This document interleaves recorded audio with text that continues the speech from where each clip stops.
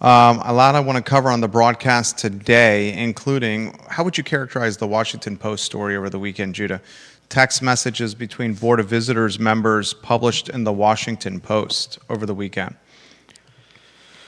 I think it's fascinating. I think largely what we're seeing is what you'd see in if you looked at just about anyone's text messages. They're just human beings. Yeah, a lot of people talking. It's not.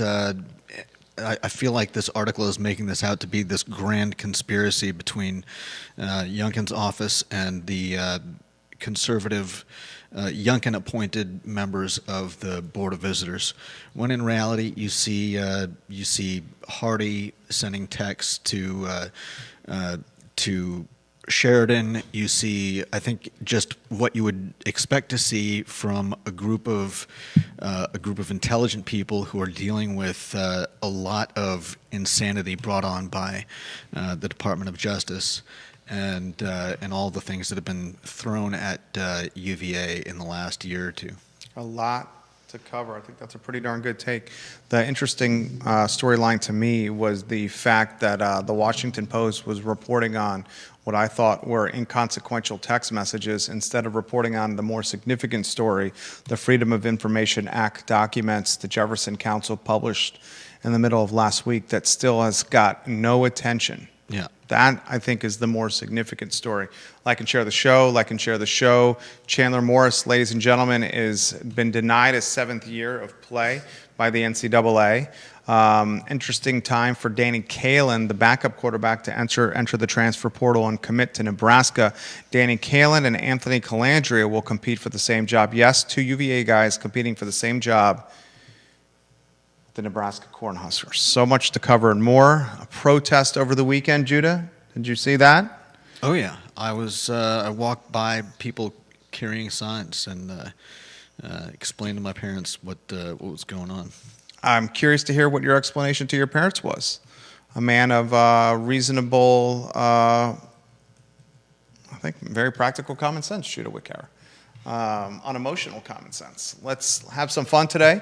Viewers and listeners, like and share the show. We'll get rocking and rolling. Judah Wickower, when you are ready to go. Quiet on the set.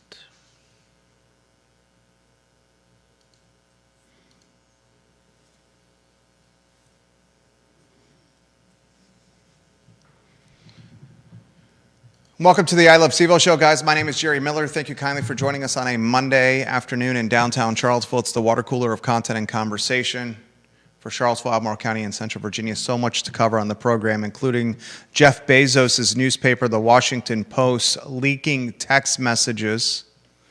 At least text messages were leaked to them from the University of Virginia Board of Visitors. And then the WAPO staff proceeds to publish those leaks in their newspaper for all of us to read. I want to unpack a Board of Visitors storyline that continues to offer content for the I Love CVille show.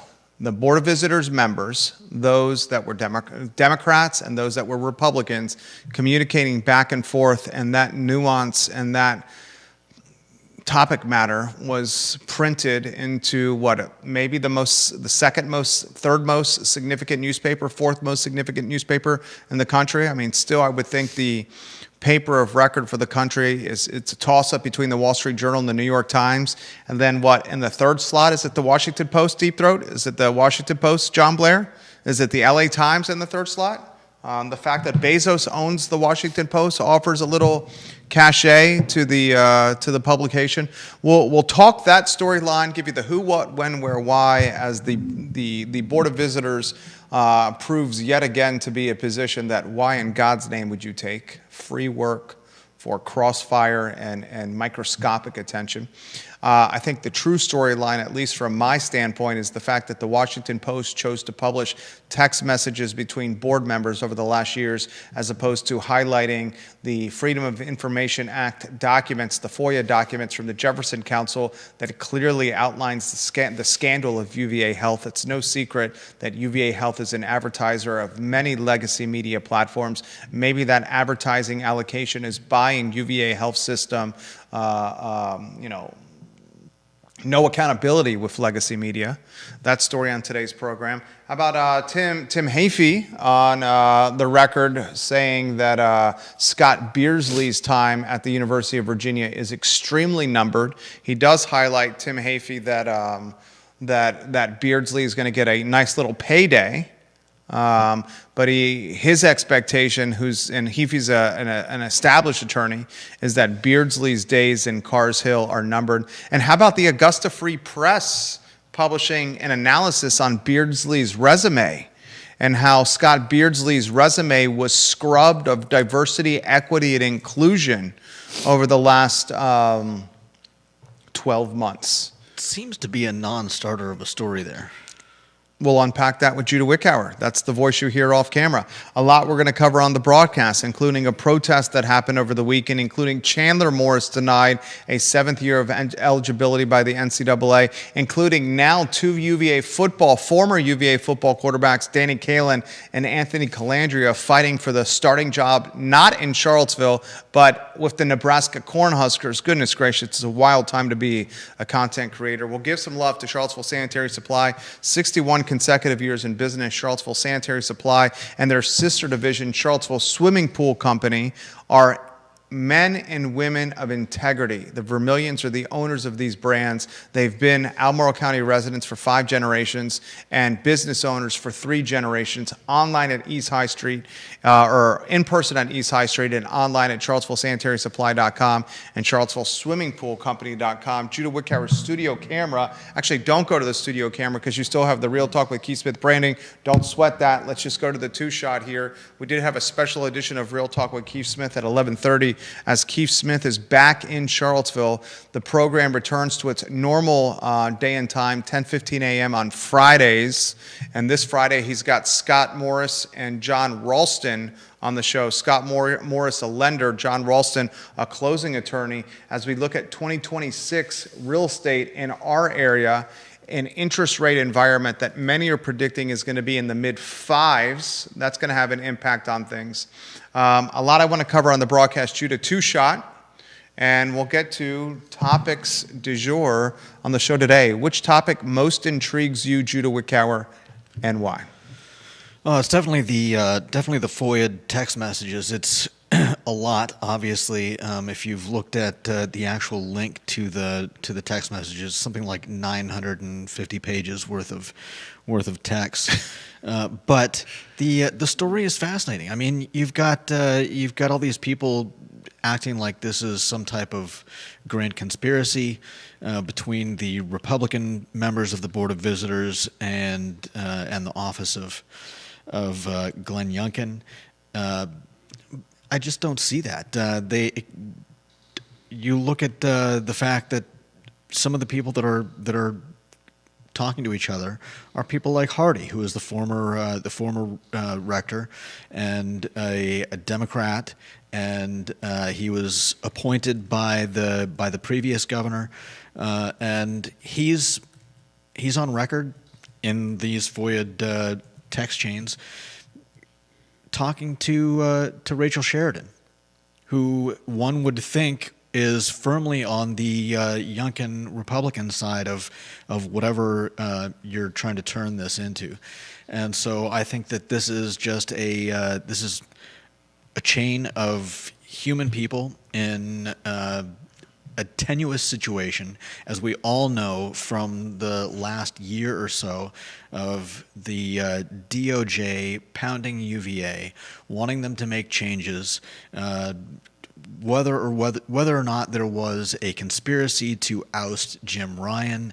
I don't think you find that in these texts, and you just find a bunch of people reacting to the insanity of what's been going on at UVA. Robert Hardy, first appointed to the UVA Board of Visitors in 2008 by Governor Tim Kaine, reappointed in 2017 by Governor Terry McAuliffe, continued to serve on the UVA Board of Visitors under Governor Ralph Northam, finished his term on the UVA Board of Visitors, his time, I should say, in the UVA Board of Visitors as rector. Numerous text message correspondence with with Robert Hardy and now Rector Rachel Sheridan, where in those text message correspondence that were published by the Washington Post, leaked to the Washington Post, it shows an extremely respectable, amicable, above board communication relationship, Hardy and Sheridan, Democrat and Republican. Yeah. There are references to 4 individuals on the Board of Visitors. Does Hardy reference them as the horsemen or the jackasses at one time? Yeah. Make some fun of 4 Board of Visitors. I'm sure he regrets doing that now that they've been published in a newspaper with a worldwide circulation. The 4 horsemen, or should I say 4 horses? 4 horses' asses. I said jackasses.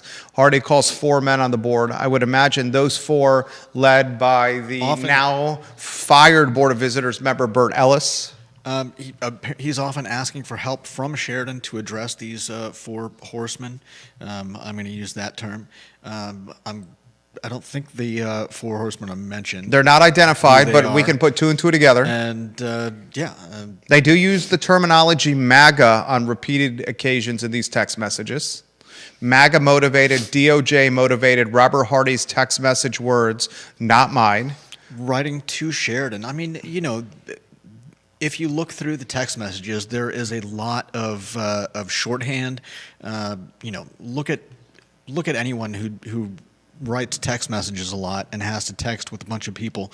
You're going to find you know, shortened terms, and I think you see that here. The fact that you know, the fact that they're using MAGA and Doge, I mean, this is shorthand. This is being used to talk about things like the Jefferson Council, UVA, the DOJ, etc. We are going to take it a step further on this show, as we always do. I personally think, I'm curious of your take, Judah, and I'm curious of the viewers and listeners' take, the significance of this story.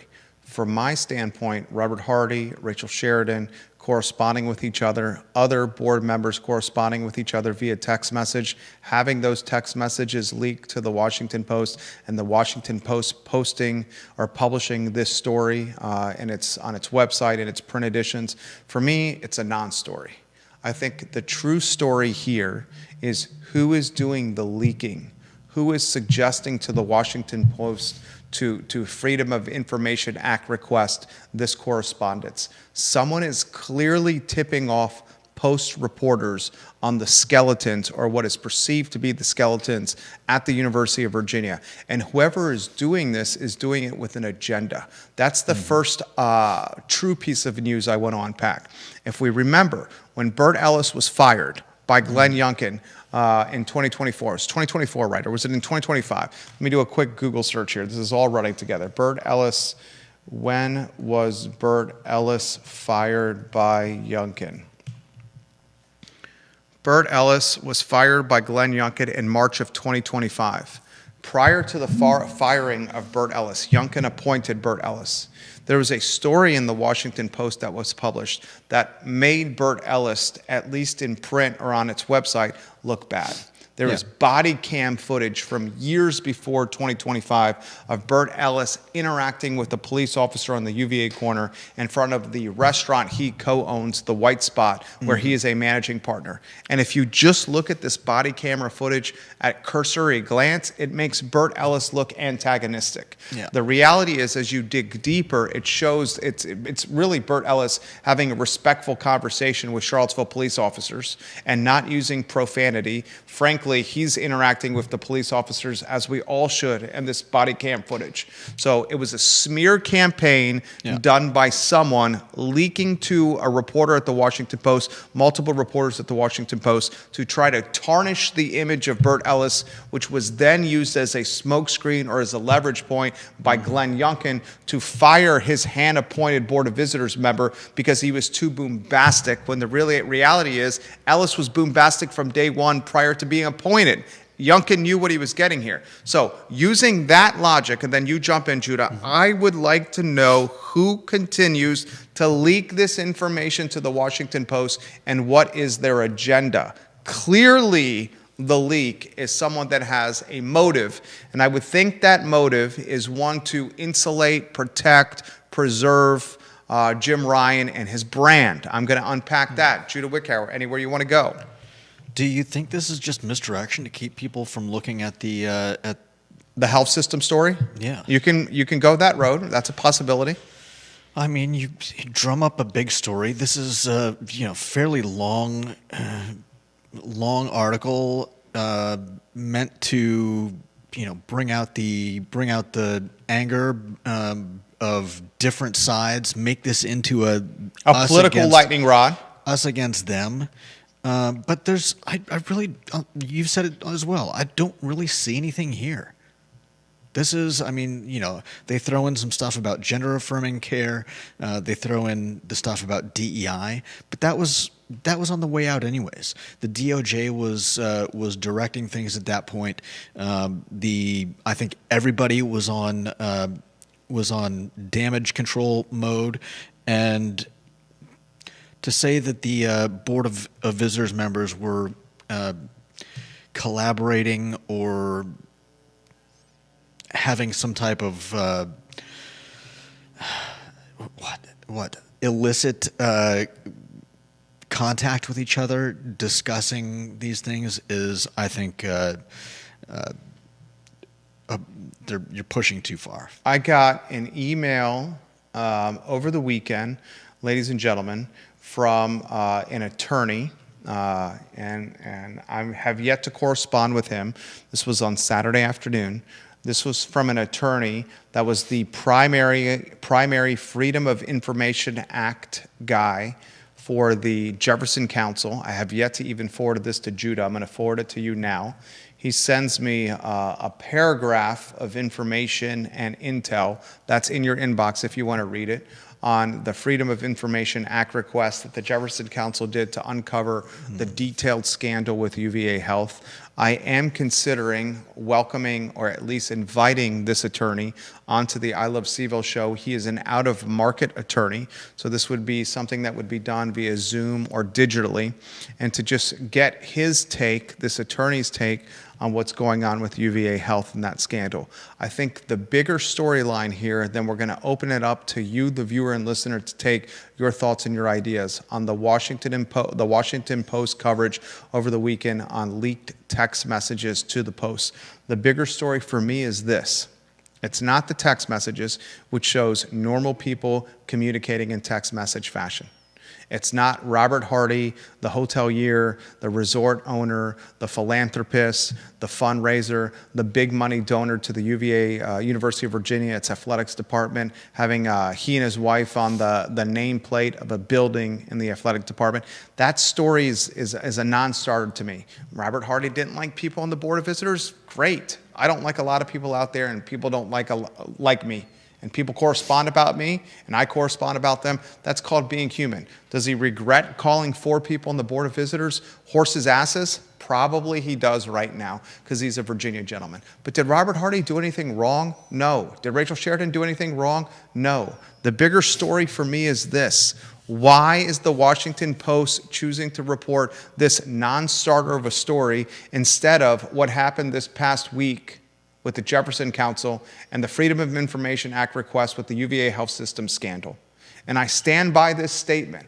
I truly believe UVA Health System is such a powerhouse of an organization with top-line revenue in the billion. I think top-line revenue for health system is north of $10 billion with the B plus dollars per year. Okay?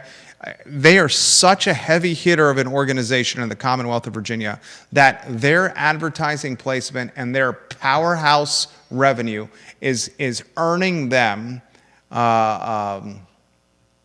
grace or what? Muffled news or coverage. You know, you use a gun metaphor here. A silencer has been put on the media by the health system because they're such a significant advertiser. That's what's happening here, ladies and gentlemen. And that's shocking to me that still exists today. You saw this with pharmaceutical companies.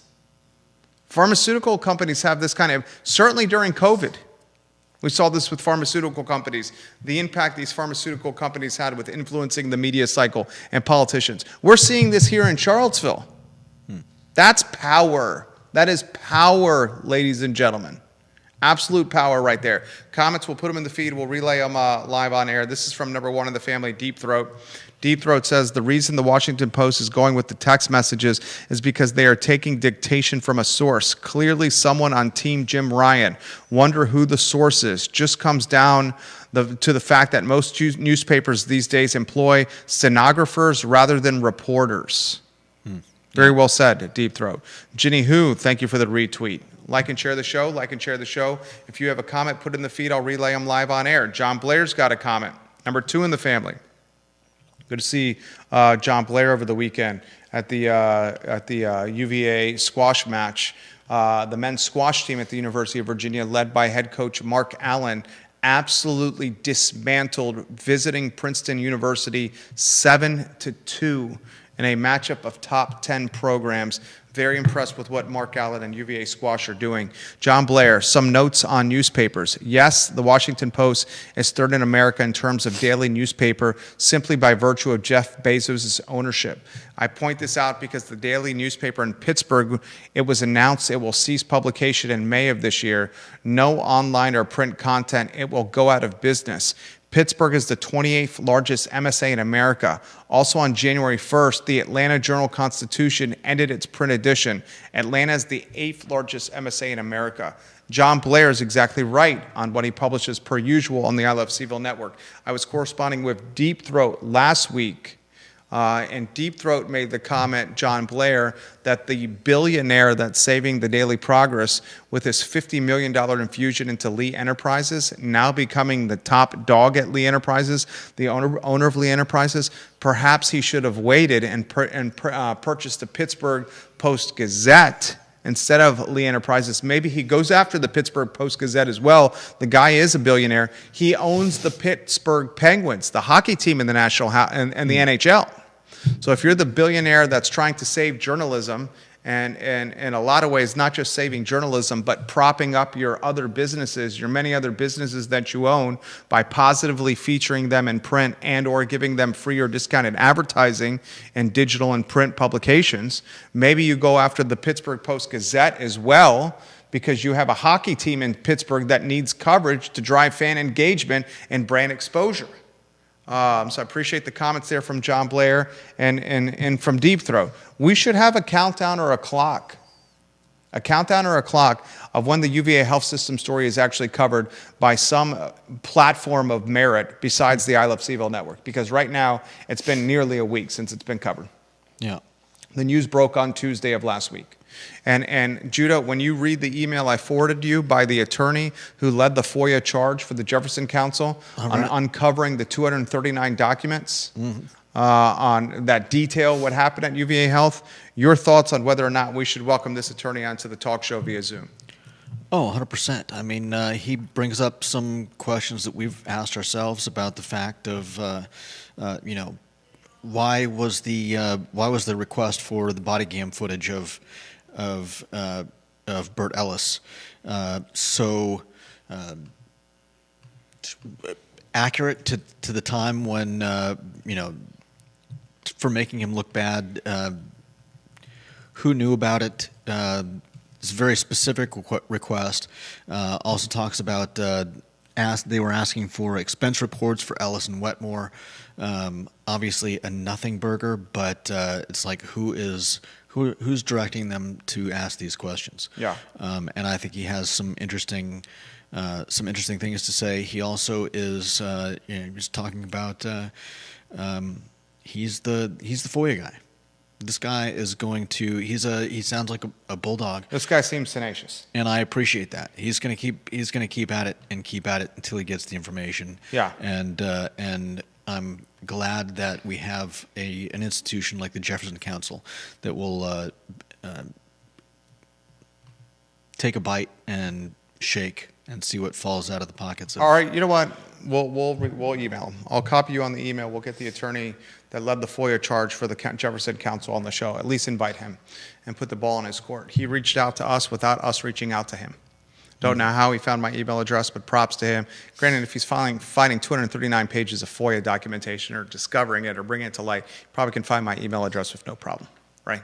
So we'll send him an invitation, see if we can get him on the program. That leads us to a transition to Scott Beardsley, that lower third on screen. I was surprised with his straightforwardness on this. Tim Hafey, previously an owner of a home on Barracks Road in the Blue Ridge Rugby neighborhood, now a regular contributor to the morning show on WINA, goes on record and says Scott Beardsley's days are numbered at the University of Virginia. Very straightforward commentary. He predicts what a lot of us are saying, that Spanberger is going to quickly reimagine the Board of Visitors, and that reappointing of decision makers is going to lead to the last of the Mohicans' future of Scott Beardsley and Cars Hill. We're at the tip of the iceberg, ladies and gentlemen.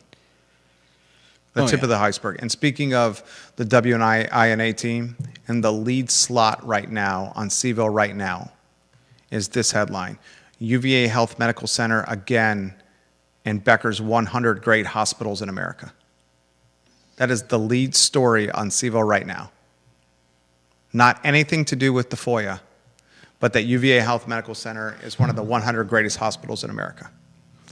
That is power. An interesting take, isn't it? That is absolute power right there, that they're able to spend so much money that they can control the news cycle. That is absolute power. I mean, the only thing second to that is Bezos buying the Washington Post.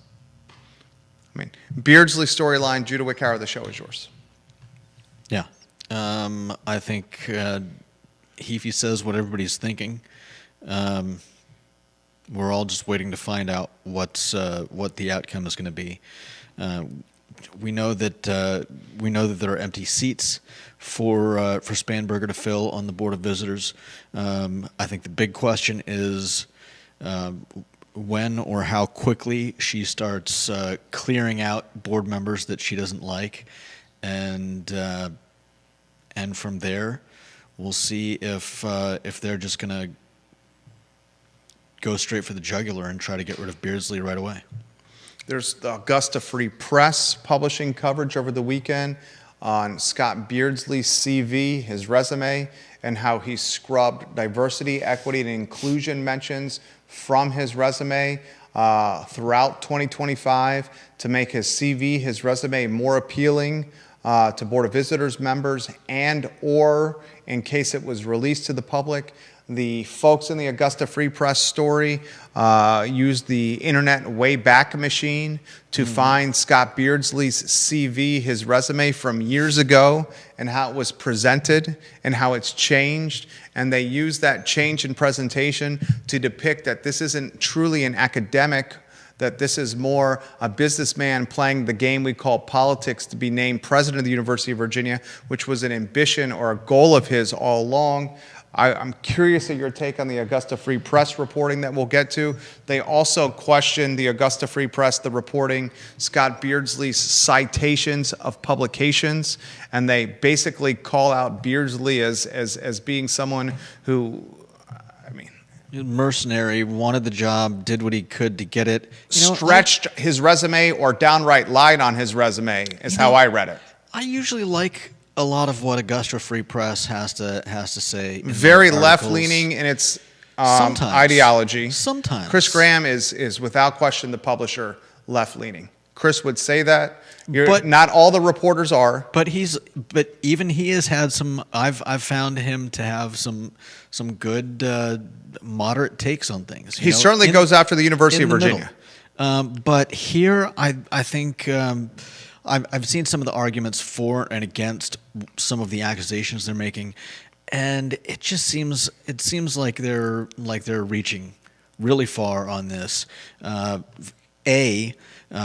Scrubbing your CV of DEI stuff. I mean, scrubbing the websites of DEI stuff. That was essentially what UVA had to do.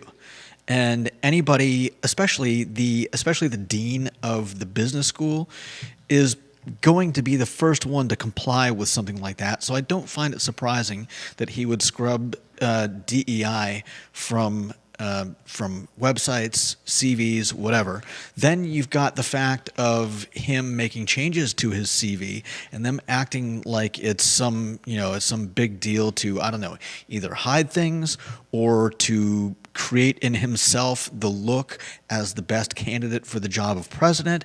But as others have noted, that's what you do when you're applying for a job. He knew that he was in a position to take on the seat of president of UVA, and to say that he shouldn't have been changing his resume to fit the job that he was trying to get, unless you can specifically point out things that he has lied about on his resume, I don't see this as strange at all. I think you're all over it. You're on point today. Updating your resume to match the times or the job you're applying for or the climate of the interview that that's tied to the job you're applying for is normal. Yeah. We update resumes. Resumes change. People change. Work experience changes. Language choice changes. And matters depending on the job you're going for. 100%. I have no beef with updating the resume. No beef with changing the CV. Did Beardsley probably stretch the publications, his what is it called, his authored entries? Oh. As an academic, your academic reputation or your academic prowess is tied to how much research you publish. Okay, did he stretch some of his publication, his authored accomplishments? Probably. But you want to know something? How many people, put your hand in the air and wave them around if you just don't care, have something on your resume that's been a bit embellished? Now, the response to that is, yeah, you're applying to be the assistant manager at Bodo's Bagels, or you're applying to be an account executive at a consulting firm, not president of the University of Virginia. You can't stretch anything. We just highlighted Board of Visitors communicating via text message and calling their peers on the board horses' asses. These are human beings. Just because the man is applying to be the president of the University of Virginia doesn't mean he doesn't understand the concept of stretching on a resume. Jim Ryan has shown, John Castine has shown tremendous human error. Castine's reputation, I'm not going to talk about it on the show. His skeletons in the closet speak for themselves. You spend enough time in Charlottesville. I've been here 26 years, arrived as a student at the University of Virginia when John Castine was the president of UVA. The rumor mill is peppered with stories about John Castine and some of the skeletons in that man's closet. Okay? Peppered. To err is human. Okay? So I appreciate all the content. I'm surprised Heafy is saying that Beardsley is going to be done. I think we're at just the beginning of this storyline. Mm-hmm. Nowhere near the end. I think Heafy is just reading the tea leaves. Which is what we do on this show all the time. Comments come in very quickly. Let's get to a few of the comments. Kevin Yancey. He says, I don't know if y'all are old enough to remember the baby swap scandal. UVA has the power and money to just make stories go away. That was a huge deal then. In a couple of weeks, it was gone. Anything bad press at UVA is suddenly gone. The University of Virginia health system, this happened when I was a youngster. They mistakenly swapped babies and gave one baby to a mom and another baby to another mom and swapped the babies. Big scandal. Okay, I do remember that. And Kevin Yancey, I appreciate your comments on the program always. Janice Boyce Trevelyan, her photo on screen. I worked for a smallish hospital, she says, in Baltimore years ago, a hospital group. They were in negotiations to merge with another group. Their hospital administrator was caught skimming large sums of money. Instead of prosecuting him, they paid him off. They did not want the public to find out or the other group they were merging with to find out. I left there quickly thereafter. I have been told, I said this on Friday's show, I said this on Thursday's show, I have been told that Dr. Kent had his contract paid off in full. Okay? I have been told his contract was paid in full by sources, and he walked with $5 million when he resigned under duress as embattled CEO of UVA Health in a nondescript after-hours Board of Visitors meeting. He walked with $5 million and was instructed as part of that settlement to never speak of the scandal again. That's what I've been told has happened. Deep Throat. He says, I wouldn't blame Scott Beardsley for tailoring a resume or a CV for a job.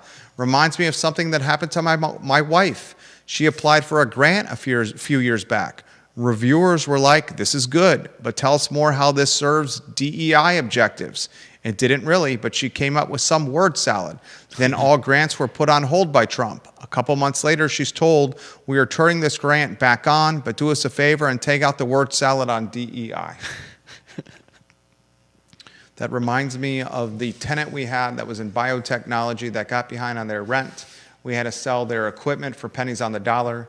Prior to Trump and DOJ and federal funding being at risk, the UVA labs were all over the equipment we were selling for pennies on the dollar because it had value. Then they were told they couldn't spend any more money, and now we're left with $25,000 or $30,000 in equipment that I don't know what to do with. If you have anyone that wants some biotechnology equipment, we'll sell it to you for 25 cents on the dollar. You're not going to be able to find equipment like this online. It's pretty damn good.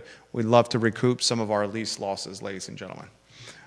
Judah Wickower, anything else you want to add to the show as Tina Wyatt Breed and Rainey O'Neill are giving us some prompts? Not really about the Beardsley thing. I mean, I think his days are probably numbered. I hope he gets the kind of payout that Craig Kent and Jim Ryan are getting from UVA. Love him or hate him, he's in the middle of a you know what storm, and he deserves something for his troubles, I think. And speaking of Tim Heafy, he's excited to announce the launch of his new firm, Heafy, Smith, Harback, and Wyndham, a full-service boutique dedicated to providing comprehensive investigations and litigation services to both private and public sector clients.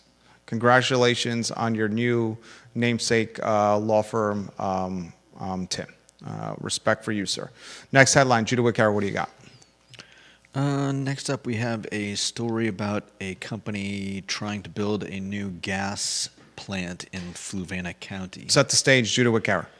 Tenaska is a company that has already built one gas plant there, and they are looking to build a second gas plant. There is discussion going on about whether to try to block the second build out, as they've done a study which has shown that this plant, I don't know if there have been if there's been trouble from the first plant, but this one has an estimated health cost to local residents of anywhere from, I think it's $500 million to $1 billion in health costs in the next not too long amount of time.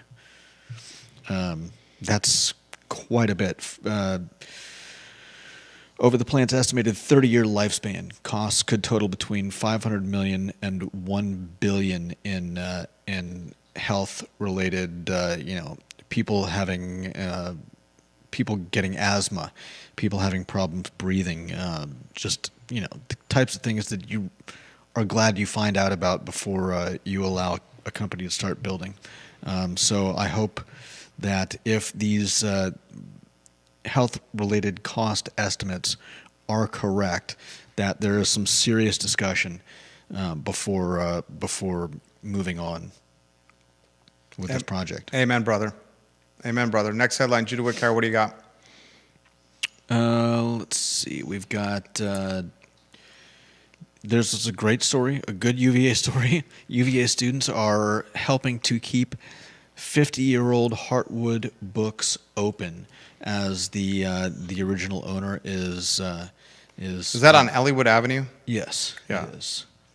Right. Aging out of the ability to keep the place running by himself. Keeping a bookstore open, that is yeoman's work. Jackson Landers keeping open the bookstore right next to the I Love CVille studio. What bookstore is that? Is that Daedalus Books? Daedalus, yeah. Yeah, on the corner of 4th and Market. Mm-hmm. Jackson Landers love that trying place. to do to preserve Sandy McAdams' legacy.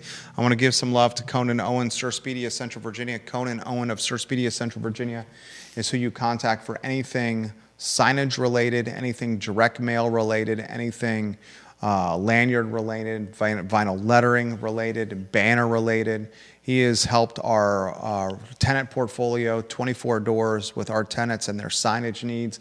The banner behind me is a Sir Speedy special, and the vinyl lettering on our I Love CVille studio is Conan Owen and Sir Speedy.